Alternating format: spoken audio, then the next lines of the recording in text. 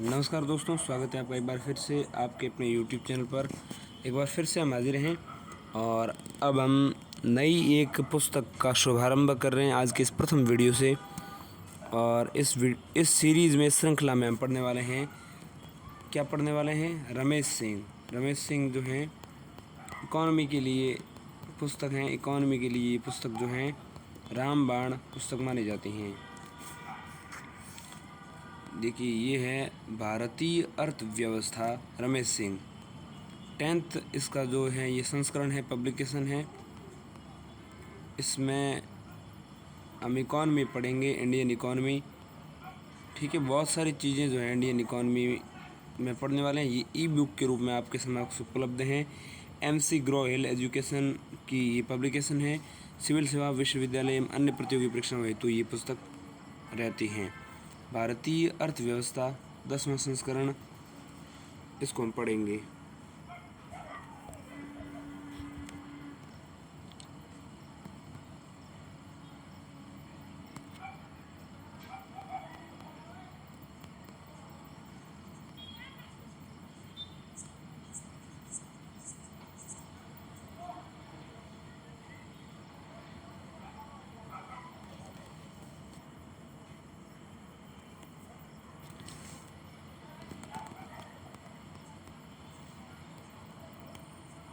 ये है MC Graw Hill education India private limited, Chennai का पब्लिकेशन। और ये चेन्नई में छपते हैं। MC ग्रो हिल जो है एजुकेशन ऑफिसेज इसके जो है चेन्नई में, न्यूयॉर्क में और लॉस एंजलिस में है। इसके फ्रांसिस्को में है, ऑकलैंड में है, बोगोटा में है, कैरेकस में है, बहुत सारे अलग अलग जगहों में इसके, टोक्यो में भी इसका, सिडनी में भी अलग अलग जगह में इसके पब्लिकेशन MC ग्रो हिल्स के ऑफिसेज हैं। तो कार्यालय हैं। 10वें संस्करण के बारे में पढ़ रहे हैं हम। पुस्तक के 10वें संस्करण को प्रस्तुत करते हुए अपार हर्ष की अनुभूति हो रही है। इसके एक दशक का सफ़र वैसे तो बहुत लंबा नहीं लगता, पर साल दर साल इसके नए संस्करण से जुड़ी संशोधन कार्य की गहनता और गूढ़ता को देखा जाए तो ये अवधि मुझे काफ़ी बड़ी लगती है। सर्वाधिक बिकने वाला बेस्ट सेलर पुस्तक बनना एक बड़ी उपलब्धि रही है, लेकिन इस स्थान पर कायम रहने की कोशिश मेरे लिए काफ़ी चुनौती भरा रहा है। ठीक है, भारतीय अर्थव्यवस्था के लिए विगत कुछ वर्ष काफ़ी महत्वपूर्ण रहे। सरकार द्वारा इस अवधि में कई मौलिक बदलावों की शुरुआत की गई, जिसमें रूपांतरकारी सुधारों, ट्रांसफॉर्मेटिव रिफॉर्म्स को सर्वाधिक अतिवादी यानी रेडिकल माना जा सकता है। विमुद्रीकरण, शोधन क्षमता एवं दिवालियापन यानी कि इंसॉल्वेंसी एंड बैंकरप्सी कानून, बेनामी कानून और GST का कार्यान्वयन इस दिशा में की गई कुछ महत्वपूर्ण नीतिगत पहलें रही हैं। सरकार लोक कल्याण के प्रति भी समान रूप से कटिबद्ध रही है। आयुष्मान भारत इस दिशा में उठाया गया सबसे महत्वपूर्ण कदम माना जा रहा है। इसके अलावा नीति निर्माण के दृष्टिकोण से सरकार द्वारा देश के विकास के एजेंडा को रूपांतरित करने की उच्च इच्छा शक्ति दर्शाई जा रही है। इस कार्य में नीति आयोग द्वारा एक साकल्यवादी विकास यानी कि होलिस्टिक डेवलपमेंट के मॉडल का विकास किया जा रहा है। हालांकि इस दिशा में की गई कोशिशों का परिणाम सरकार द्वारा दर्शाई गई संघवादी परिपक्वता पर निर्भर करेगा। वर्तमान समय में भारत को विश्व समुदाय द्वारा वैश्विक अर्थव्यवस्था के वृद्धि इंजन के रूप में देखा जा रहा है, जो तेजी की ओर अग्रसर हो रहा है। गरीबी के उन्मूलन एवं मानव विकास को प्रोत्साहित करने के लिए भारत को वैश्विक अर्थव्यवस्था से लाभ की आवश्यकता होगी, जो वर्तमान में एक चुनौती भरा कार्य लग रहा है, क्योंकि विश्व की कुछ अर्थव्यवस्थाओं द्वारा वैश्वीकरण के प्रति संरक्षणवादी रुख दर्शाया जा रहा है।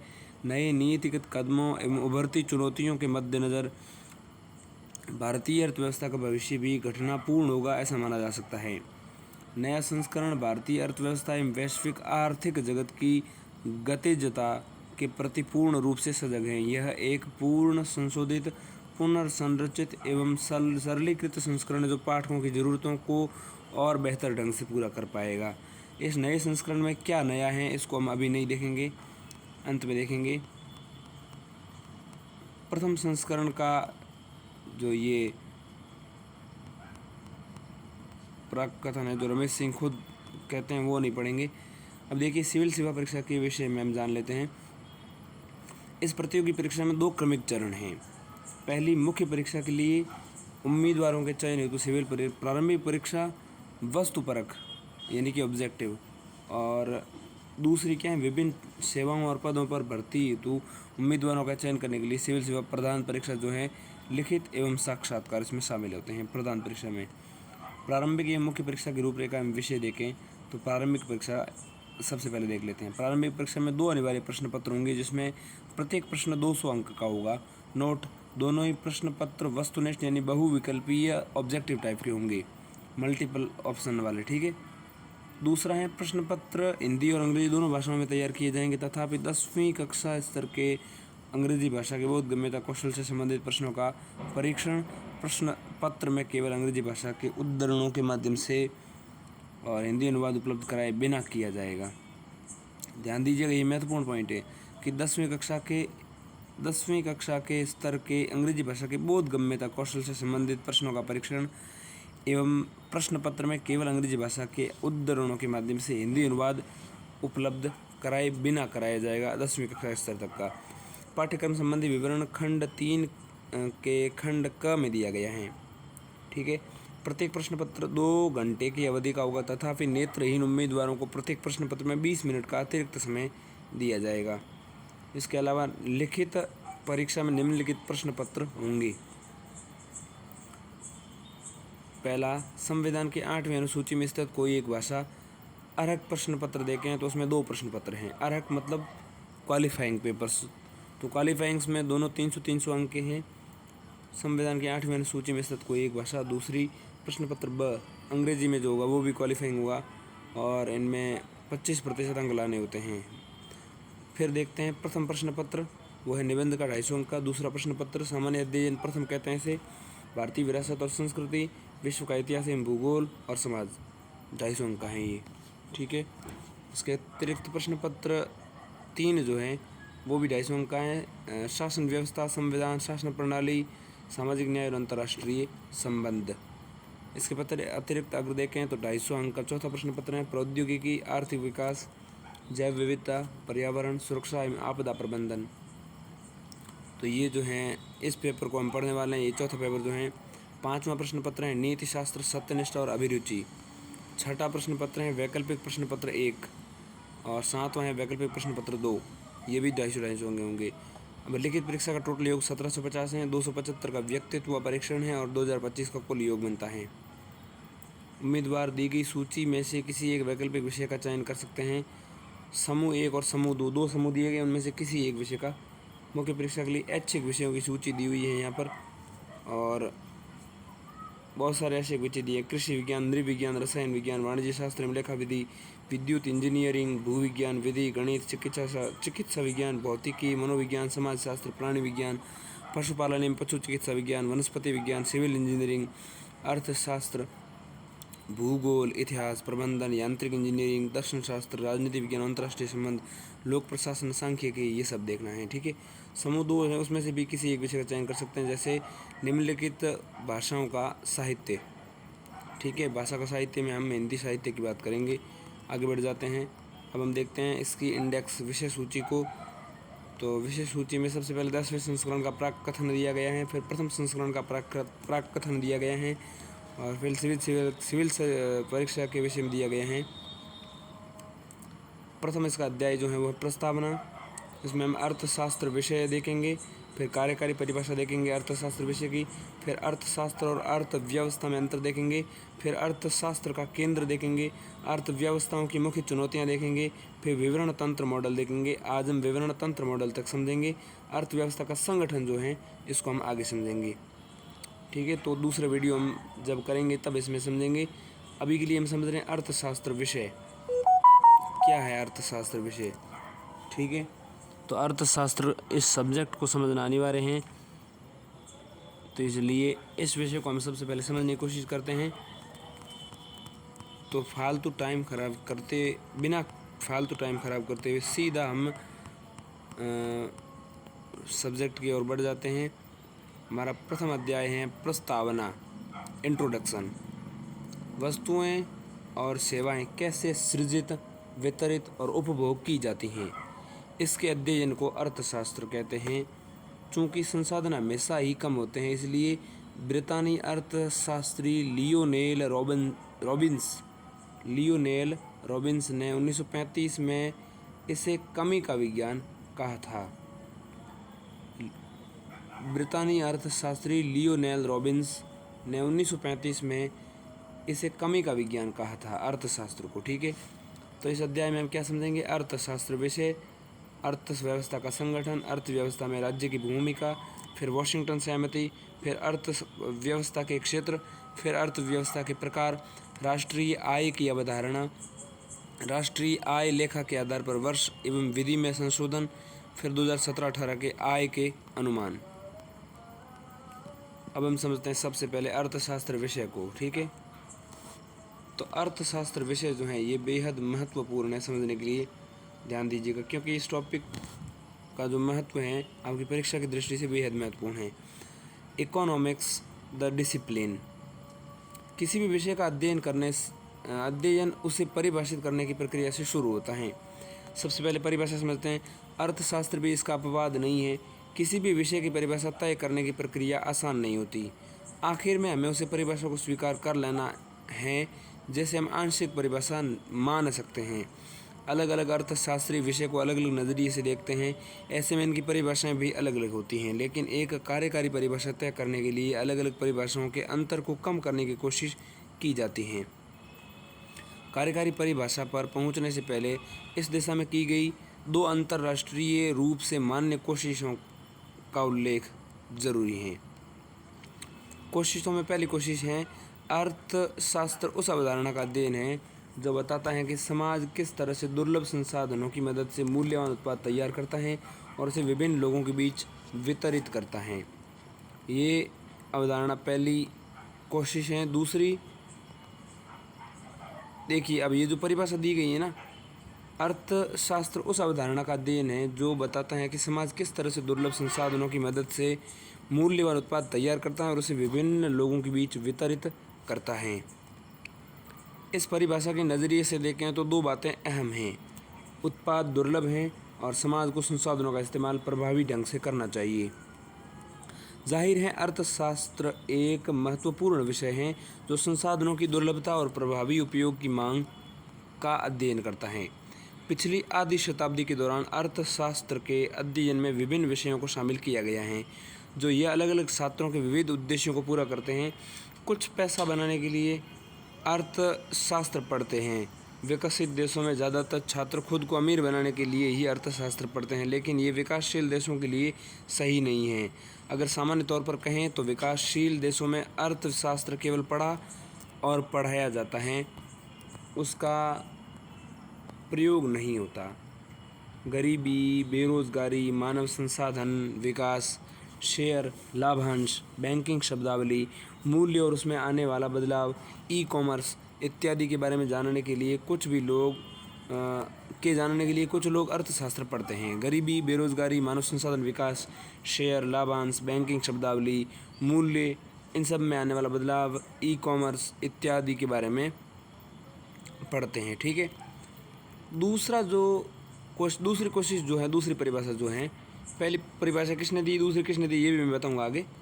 देखिए दूसरी परिभाषा ये है कि व्यक्ति, फर्म, सरकार एवं अन्य संस्थाएं समाज में अपने विकल्पों का चयन कैसे करते हैं और यह चयन संसाधनों के उपयोग में समाज को किस तरह से प्रभावित करता है, इसका अध्ययन ही अर्थशास्त्र कहलाता है। मानव जीवन पृथ्वी पर मौजूद संसाधनों से बनाए गए कई तरह के उत्पादों के उपयोग पर निर्भर करता है। मानवों की चाहत की कोई सीमा नहीं है। हमारी ज़रूरतों और चाहतों को पूरा करने के लिए हमें असीमित संसाधनों की ज़रूरत है, लेकिन संसाधन सीमित हैं।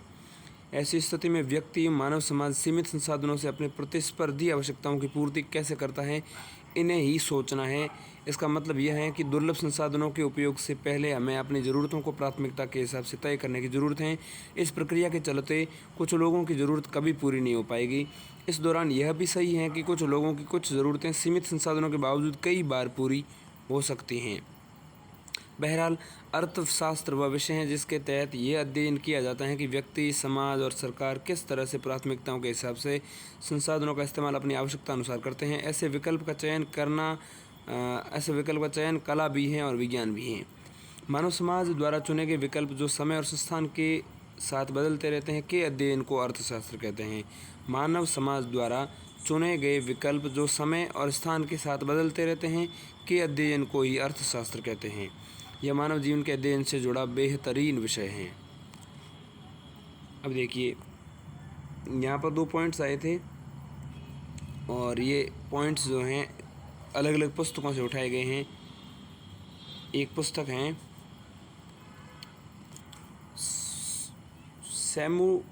Samuelson P.A. And Nordhaus WD economics, Tata MC Graw Hills publication company limited 2005 की इस पुस्तक है। तो Samuelson P.A. And Nordhaus WD इनकी परिभाषा है। दूसरी परिभाषा जो मैंने बताई थी वो है Stiglitz JE and wash CE economics की पुस्तक है, उसमें ये दी गई। अब इसकी कार्यकारी यानी वर्किंग डेफिनेशन हम समझते हैं। किसी भी विषय को पढ़ने के लिए उसे महसूस करना भी ज़रूरी है। इसकी शुरुआत में विषय की परिभाषा से ही हम शुरुआत करते हैं। ज़्यादातर समय में परिभाषाएं काफ़ी उलझाने वाली और तकनीकी शब्दों से भरी होती हैं। कई बार तो ये आम लोगों की समझ से बाहर की बात होती हैं। अर्थशास्त्र के छात्रों को भी कई बार परिभाषाएं समझ में नहीं आती हैं। यही वजह है कि परिभाषा को बेहद सहज और सर्वसुलभ बनाने की आवश्यकता है। मानव अपने रोज़मर्रा के जीवन में कई तरह की गतिविधियों में शामिल होते हैं। इन गतिविधियों को आप विभिन्न वर्गों में बांट सकते हैं, जैसे सामाजिक, राजनीतिक आदि गतिविधियाँ। अर्थव्यवस्था मानव समाज की आर्थिक गतिविधियों का अध्ययन है। ठीक इसी तरह से राजनीतिक गतिविधियों का अध्ययन राजनीतिक विज्ञान, सामाजिक गतिविधियों का अध्ययन सामाजिक विज्ञान और प्रशासनिक गतिविधियों का अध्ययन जो है लोक प्रशासन कहलाता है। चूँकि ये सब मानव गतिविधियों का अध्ययन है, लिहाजा इसे मानविकी ह्यूमैनिटीज़ कहा जाता है। लेकिन बड़ा सवाल यह है कि आर्थिक गतिविधियाँ क्या है? लाभ, हानि, आजीविका, पेशा, मजदूरी, रोजगार इत्यादि आर्थिक गतिविधियाँ कहलाती हैं। यानी कि लाभ, हानि, आजीविका, पेशा, मजदूरी, रोजगार इत्यादि का अध्ययन ही अर्थशास्त्र कहलाता है। इन सब गतिविधियों का अध्ययन अर्थशास्त्र में होता है। वर्तमान समय में अर्थशास्त्र की कई शाखाएं हैं। इसके तहत आर्थिक गतिविधियों का अध्ययन ग्लोबल, मैक्रो और माइक्रो स्तर पर होता है। ठीक है, global economics, macro economics and micro economics. कभी आपने सोचा कि कुछ लोग किफ़ायती कार का इस्तेमाल क्यों करते हैं और कुछ लोग ईंधन फूंकने वाली स्पोर्ट्स कार का इस्तेमाल क्यों करते हैं? गरीब लोग गरीब क्यों हैं? क्या पूंजीवाद आर्थिक असमानता को बढ़ावा देता है? क्या भूमंडलीकरण से अमीर और गरीब के बीच की खाई कम हुई है? ऐसे ही ढेरों सवाल अर्थशास्त्र के दायरे में आते हैं। आज के समय में सूचना प्रौद्योगिकी ने भी अर्थशास्त्र को नया आयाम दिया है। अब हम समझेंगे अर्थशास्त्र और अर्थव्यवस्था में अंतर। इकोनॉमिक्स एंड इकोनॉमी में अंतर। इकोनॉमिक्स तो अर्थशास्त्र है जिसका अध्ययन करते हैं। अर्थव्यवस्था जो होते हैं देश की इकोनॉमी जो होती है उसकी बात करेंगे। अर्थशास्त्र और अर्थव्यवस्था के बीच संबंध सामान्य रूप में सिद्धांत और अभ्यास के रूप में देखा जा सकता है। यानी अर्थशास्त्र सिद्धांत है तो अर्थव्यवस्था एक प्रैक्टिकल है, उसका रिजल्ट है। अर्थशास्त्र बाजार के सिद्धांतों, रोजगार इत्यादि की बात करता है। ठीक, जबकि अर्थव्यवस्था खास क्षेत्रों में सिद्धांतों को अपनाने के बाद की वास्तविक तस्वीर होती है।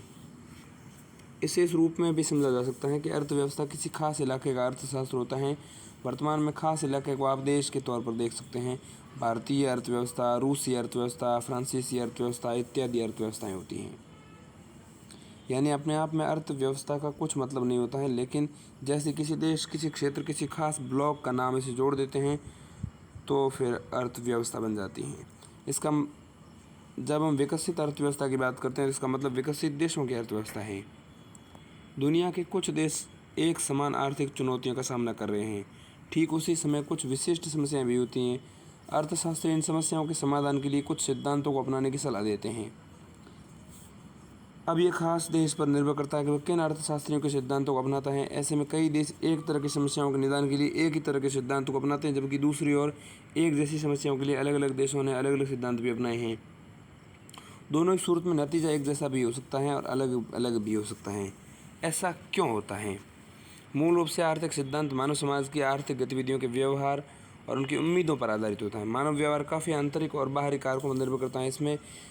इनमें विविधता भी हो सकती है। प्राकृतिक संसाधनों की गुणवत्ता का स्तर, सामाजिक राजनीतिक परिस्थिति, ऐतिहासिक पृष्ठभूमि, मानव संसाधनों की मानसिकता, इन सब का असर व्यक्तिगत और सामूहिक तौर पर होता है।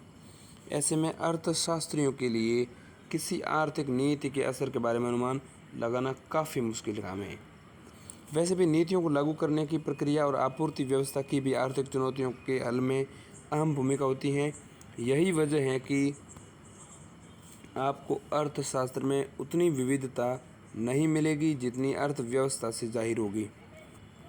यह कहना अतिरेक नहीं है कि दुनिया की दो अर्थव्यवस्थाएं कभी भी एक समान नहीं हो सकती। हालांकि उन्हें विस्तृत दायरे में विकसित या विकासशील या फिर कृषि आधारित या उद्योग आधारित अर्थव्यवस्थाएं कहा जा सकता है। वैसे ऐसी विविधता अर्थव्यवस्था को दिलचस्प विषय बनाती हैं। अर्थव्यवस्थाओं की विविधता के चलते अर्थशास्त्री सिद्धांतों और विचारों में भी सुधार करते रहते हैं।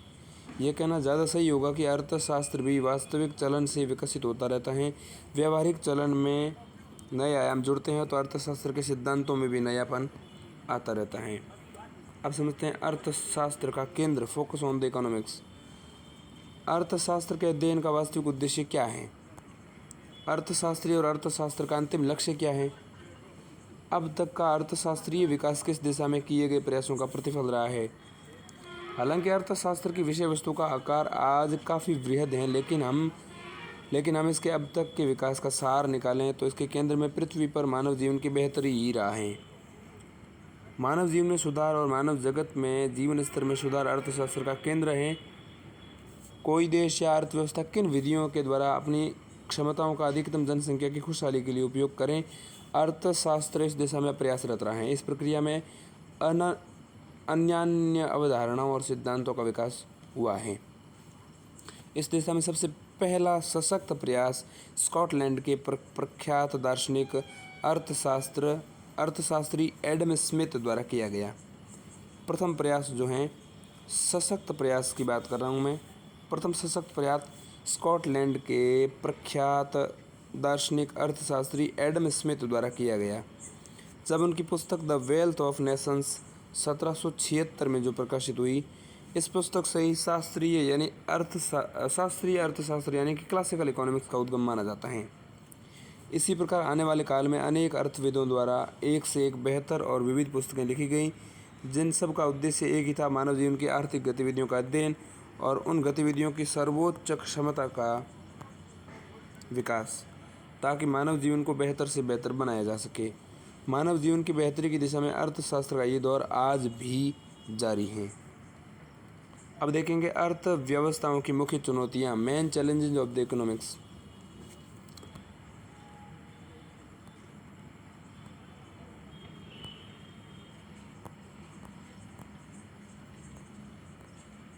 चाहे कालखंड कुछ भी रहा हो, अर्थव्यवस्थाओं की मुख्य चुनौती रही हैं अपने जीवन की आवश्यकताओं की पूर्ति, वस्तुओं की, सेवाओं की यानी गुड्स एंड सर्विसेज को उपलब्ध कराना, वस्तुओं की श्रेणी में आवश्यक मदें यानी भोजन, आवास, वस्त्र इत्यादि से लेकर के गैर आवश्यक मदें जैसे रेफ्रिजरेटर, टीवी, कार इत्यादि हो सकती हैं। इस प्रकार जनसंख्या को जिन सेवाओं की आवश्यकता होती हैं वे स्वास्थ्य, शिक्षा, पेयजल से लेकर उच्चतर प्रकार की सेवाएँ जैसे बैंकिंग, बीमा, वायु परिवहन, टेलीफोन, इंटरनेट इत्यादि तक हो सकती हैं। कोई अर्थव्यवस्था जैसे जैसे विकास की ओर अग्रसर होती हैं, उसकी वस्तुओं और सेवाओं की मात्रा और प्रकार दोनों बढ़ती जाती हैं। सीमित संसाधनों का इष्टतम दोहन करके अपने समसामयिक आवश्यकताओं की पूर्ति करना प्रत्येक अर्थव्यवस्था की चुनौती रही है। कोई भी अर्थव्यवस्था जैसे ही एक श्रेणी की वस्तुओं और सेवाओं में उपलब्ध कराने में सफल होने की स्थिति में आ जाती हैं, विकास के नए स्तर में उच्चतर श्रेणी की वस्तुओं और सेवाओं की मांग प्रारंभ हो जाती हैं। इस प्रकार अपनी जनसंख्या की आवश्यकताओं को पूरा करने का ये दौर प्रत्येक अर्थव्यवस्था में अनवरत चलता रहता है और ये प्रक्रिया कभी भी खत्म नहीं होने वाली है। इस चुनौती के दो आयाम हैं। पहला, अपने उपलब्ध संसाधनों के दोहन के द्वारा उन वस्तुओं और सेवाओं का उत्पादन जिनकी उस जनसंख्या को आवश्यकता होती है, अपनी उत्पादन प्रक्रिया का यह स्तर प्राप्त करना आवश्यक होता है। उत्पादन के इस स्तर को प्राप्त करने के लिए उपयुक्त मात्रा के निवेश की आवश्यकता होती है। ये निवेश वहाँ की सरकार, निजी क्षेत्र, देशी या विदेशी, या फिर सरकार निजी क्षेत्र के संयुक्त प्रयासों से जुटाया जा सकता है। वस्तुओं और सेवाओं के उचित स्तर के उत्पादन के बाद द्वितीय चुनौती है वितरण की। वस्तु का माल उत्पादन कर दिया तो दूसरी चुनौती है वितरण की। उत्पादित वस्तुओं को जनसंख्या तक वितरण, डिस्ट्रीब्यूशन किस प्रणाली द्वारा पहुंचाना उचित होगा, यह दूसरी चुनौती है। वितरण तंत्र मॉडल, डिस्ट्रीब्यूशन नेटवर्क मॉडल जो है, इसको हम समझेंगे, लेकिन अभी नहीं, बाद में।